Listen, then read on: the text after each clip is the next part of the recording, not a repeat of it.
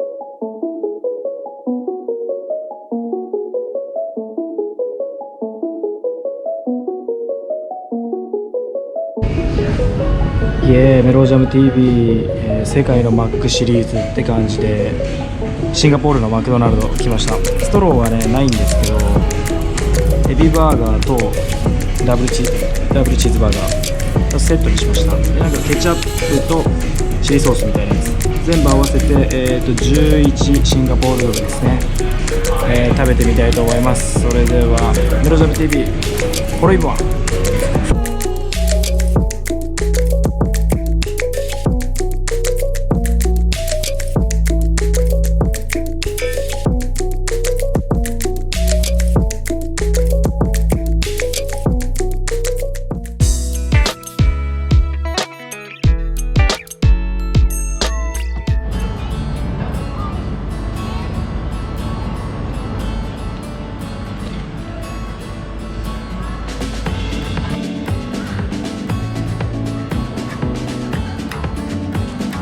このマーケットちょっと見ていきましょう。結構大きいんでね。DJ ソアライズメロージャム TV マリーナベースハウスの上からチャンネル登録よろしくお願いします。シンガポールいます。